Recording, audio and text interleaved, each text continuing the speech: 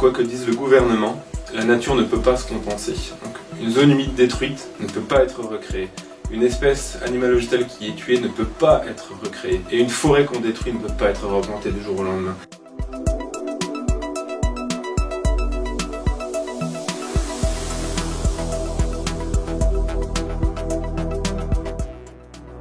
Alors à l'heure où la biodiversité s'effondre, ce qu'on appelle la biodiversité biologique, le gouvernement persiste à fabriquer et construire des routes à travers la France, notamment en Alsace. En France, nous avons 20% des oiseaux qui ont disparu ces 20 dernières années, comme nous avons 60% des vertébrés à l'échelle de la planète qui ont disparu ces 30 dernières années, que nous avons 65% des zones humides qui ont été détruites en France depuis 1960, et que nous avons 80% de la population d'insectes qui a disparu à l'échelle de l'Europe. C'est un écosystème, c'est une catastrophe. Et le gouvernement persiste à vouloir construire des routes. On peut prendre quelques exemples. Prenons le cas du milan royal. Une espèce de rapace diurne qui passe le printemps et l'été chez nous et qui va ensuite en Afrique en hiver.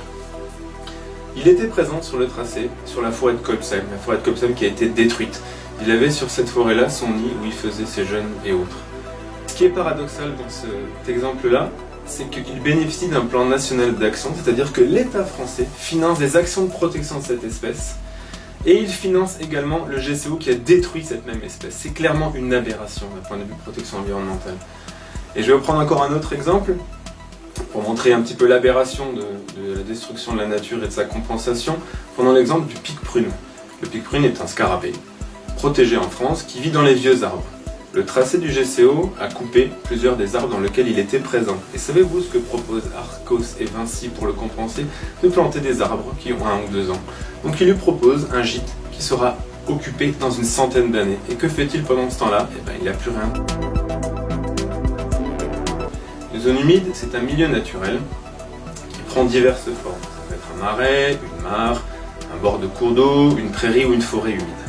Ces zones-là sont essentielles à la vie. Le GCO va détruire des dizaines d'hectares de ces zones humides, alors que ces zones humides sont présentes pour épurer notre eau. Elles participent à ce qu'on appelle l'écrêtage des crues. Elles jouent un rôle d'éponge. Elles accueillent l'eau quand il y a des crues et elles la restituent en période de sécheresse. C'est un élément essentiel à la vie. Et le GCO va détruire des dizaines d'hectares de ces zones humides. Qu'est-ce que c'est que ce thème barbare? Donc c'est un concept qui a été mis en place par l'État ces dernières années. Il dit que grâce à ce concept-là, on protège la nature. C'est clairement un mensonge. C'est un processus qui vise à compenser, à pallier la destruction de milieux naturels. Prenons l'exemple. Le GCO va détruire 1 hectare de forêt. Et il sera compensé par la plantation d'1 hectare de forêt. C'est une aberration, c'est totalement farfelu. Intellectuellement, comment peut-on compenser? C'est-à-dire qu'on va prendre l'exemple. On va compenser une forêt centenaire par la plantation d'arbrisseaux de quelques années. Dites-moi où est la logique. On va détruire des hectares de zones humides qui sont séculaires pour certaines, qui étaient présentes depuis des centaines d'années dans la plaine d'Alsace, par le creusement de trous à base de tractopelles. Dites-moi où est la logique de protection de la nature.